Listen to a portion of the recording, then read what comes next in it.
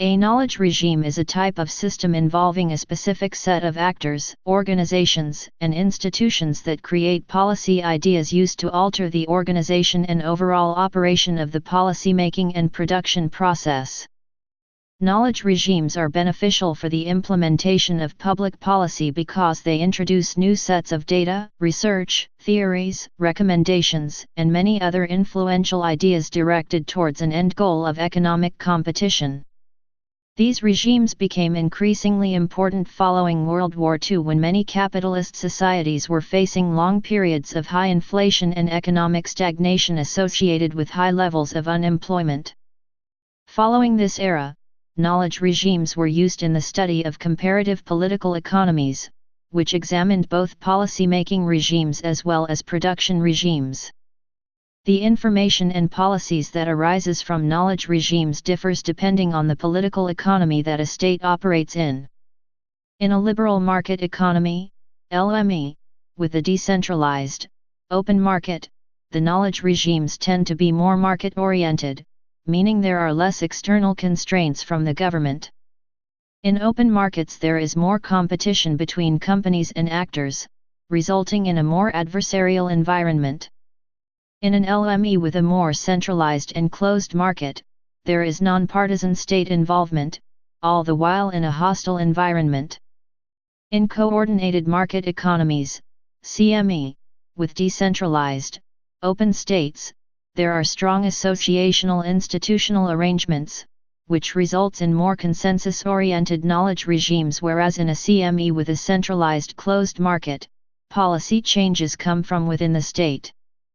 Depending on the political economy of a state, there are 4 corresponding knowledge-producing organizations. The first organization is composed of scholars who have specific knowledge on a topic. These members tend to be university students and/or professors.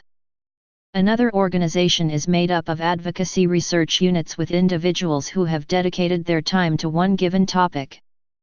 A third organization includes the individuals closely associated with a political party who conduct research that will provide expert advice and analysis for party members. The last knowledge-producing organization includes state research units who are situated within the government and are readily available for members within the government at any given time. History. The fall of the Golden Age.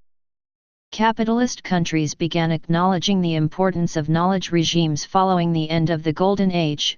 This period was characterized by economic stagflation, eventually leading to inflation throughout the 1970s and 1980s. Economic bubbles and crises occur as a result of the processes that countries previously adapted, typically over the past 30 years, which are ingrained into the economy and hard to alter. The high rates of stagflation that occurred in the mid-1960s after the end of the Golden Age created the questions of what the adequate policies would be in order to pursue macroeconomic goals of long-term economic growth. This era contradicted the traditional Keynesian policy ideas, which led many advanced countries to turn to the use of theories, data, and ideologies as tools in the fight over different economic policies. This placed heavy emphasis on the creation and use of knowledge regimes. Neoliberalism and globalization. The end of the Golden Age introduced the era of neoliberalism, characterized by a decrease in public spending, lower taxes, and less state intervention. Through neoliberalism and neoliberal ways of operation, many capitalist countries began globalizing at increased rates, which brought about new forms of economic organizations, such as global outsourcing and international commodity chains. Given this level of globalization, knowledge regimes were developed to create new policies and advise firms on appropriate production measures. Varieties of capitalism. Varieties of capitalism is used to describe the way a firm operates in 2 differentiating political capitalist economies, placing the emphasis on the state-firm relationship rather than the state-citizen relationship. The 2 political economies that nations will operate in are either liberal market economies, LMEs, or coordinated market economies, CMEs. There are 5 sectors that firms address when developing relationships with the state: including industrial relations, vocational training and education, corporate governance, inter-firm relations, and employees. Firms use the 5 sectors to design different policies that are best suited for their political economy. Liberal market economies. Liberal market economies operate in capitalist nations that use a system of hierarchy and competitive markets to determine relationships between firms and the state. LMEs operate in highly commodified economies whereby their individuals are particularly dependent on the sale of their own labor as a reliable source of income.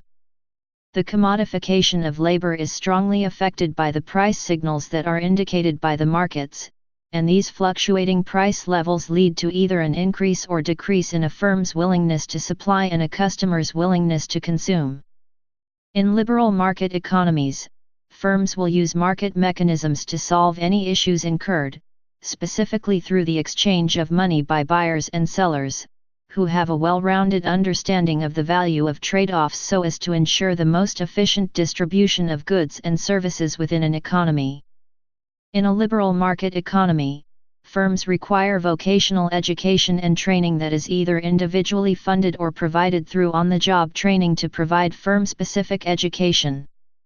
These firms tend to focus their decisions on publicly accessible data of performance, allowing for greater venture capital and easily switchable assets that result in higher returns for investors. Due to the hierarchical nature of management, there are very few unions created in the work environment as labor is highly commodified and it is easy for a firm to hire and fire employees. The relationships between firms and employees operate on a contract basis. As a result of the individually funded vocational training, there is greater incentive to pursue individual success through innovation, which is generally funded by the larger venture capital opportunities. LMEs can also operate alternatively, contingent on the type of market a state follows. If an economy has a more decentralized and open market, knowledge regimes will tend to be more market-oriented with less external constraints from the government, as is the case with United States. If an economy is more centralized with a closed market, there is more state-led involvement and guidance, much like Great Britain. United States of America. The United States of America is a country with a liberal market economy, accentuated by decentralized government with a relatively open market. Through the open market, firms and investors are able to import and export different goods and services with very little interference from the government, allowing for the price levels of those goods and services to be set solely by the supply and demand in the economy.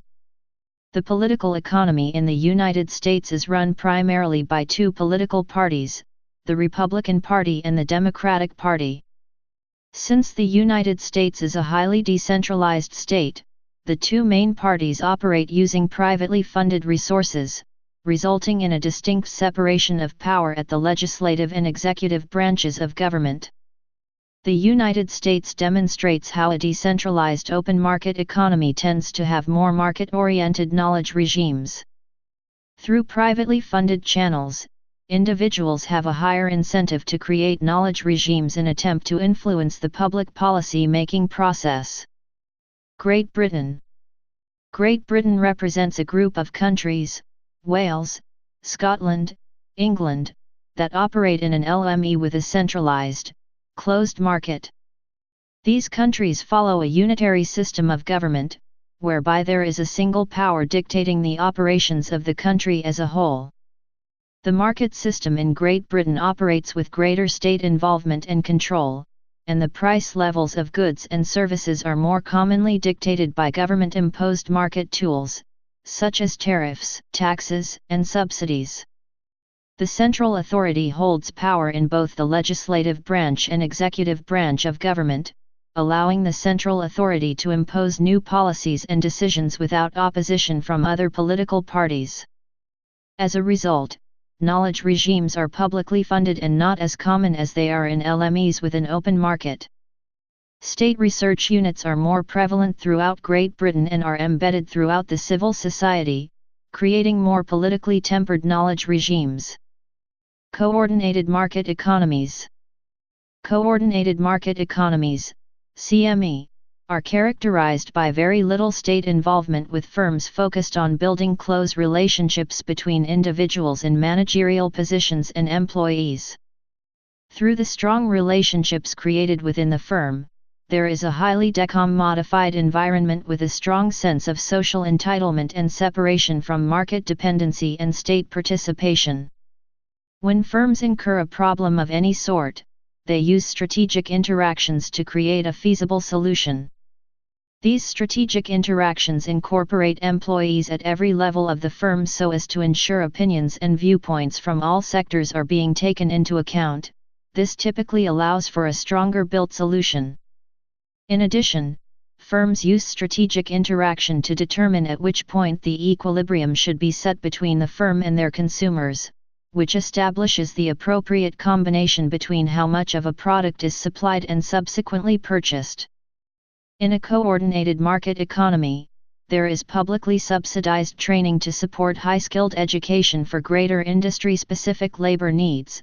This is a result of the multilateral decisions that are made through strategic interactions.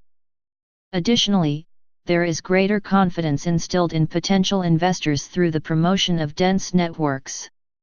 Through the structure of the market, there are several unions and long-term worker contracts, which ensures job security and decreases the likelihood of hostile takeovers.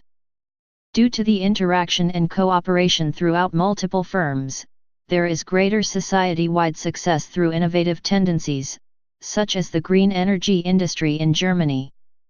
CMEs operate differently depending on if a state has a closed market or an open market.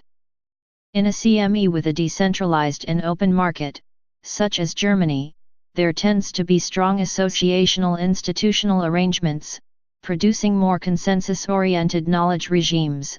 A CME with a centralized and closed market, such as France, many policy changes are encouraged and led by state involvement. Germany.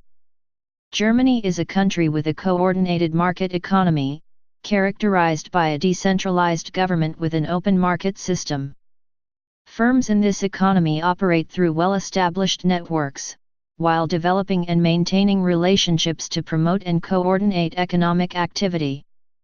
There is very little state involvement throughout the market, with the emphasis and responsibility being placed on the firms and corporations to set and adjust prices accordingly.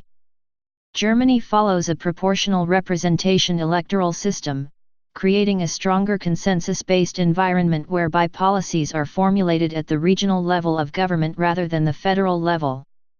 Through regional-based policy formulation tactics, there is a higher rate of scholarly research units affiliated with several different universities, churches, and other knowledge-producing institutions. There is also a stronger incentive for political parties to create their own party research units to be used for future elections and policy-making tactics. The knowledge regimes created throughout Germany represent the institutional tendencies that firms rely on, such as the negotiation among different political parties, problem-solving mediation, and general consensus building. France. France is a country with a coordinated market economy, distinguished by a central government and a closed market. In France, the central government is the main actor when making economic decisions and solving financial problems. The government holds sole ownership of several of the main infrastructure sectors throughout the country, weakening state-firm relationships. With the central government, the same political party holds control of both the legislative and executive branches, resulting in much of policy making taking place at the national level. As a result of the highly centralized state, many of the knowledge regimes throughout France emerge from state-led research units, as individuals are given very few incentives or means to create or pursue their own research units. Other knowledge regimes emerge from scholarly research units that are funded through the central government. Knowledge-producing organizations. Knowledge regimes are organized in different ways depending on the type of political economy they are operating in. There are 4 common knowledge-producing organizations, which correspond to either liberal market economies or coordinated market economies. These knowledge-producing organizations also differentiate if a country has either a centralized or decentralized government, or if there is an open or closed market. Academic-style scholarly research units. Academic research units are made up of academia from many institutions. The most commonly found participants in these units are students and professors. However, many firms with a coordinated market economy send their employees to these research units. These units are often publicly funded through the government, although they may be privately funded as well, and tend to be both politically and ideologically impartial. Academic research units are most common in liberal market economies with a decentralized government and open market. Prior to World War II, many of these research units were privately funded through philanthropic organizations, but following World War II, many governments began providing funding for academic research units by contracting out for policy research. Advocacy research units. Advocacy research units are created by individuals who are independently motivated through their own values and morals. These research units are privately funded through organizations that directly correlate to the topic or issue being addressed through the unit. These research units are both politically and ideologically partisan in nature, and are more focused on discrediting research that has already been done by using the media to persuade politicians to alter certain policies. Advocacy research units are most common in political economies with decentralized states and open markets, as politicians are less likely to conform to political party standards and will seek advice through external resources. Party research units. Party research units are independently funded research units on behalf of a specific political party. These units are both politically and ideologically biased towards the values of a political party, composed of individuals who conduct research on behalf of the leaders. Political leaders will use the research from these units to pursue designated policy goals that will generate as much public approval and support as possible. These research units are most common in economies that operate through highly decentralized governments with several different political parties running for office during an election. State research units. State-led research units are the only form of research unit that does not directly involve the participation of the civil society when conducting research. These units are closely affiliated with specific government departments and ministries that conduct research on a very specific matter that is then reported back to the central authority. These research units operate in economies with centralized and closed markets and are publicly funded through the central government. Please subscribe and thanks for watching.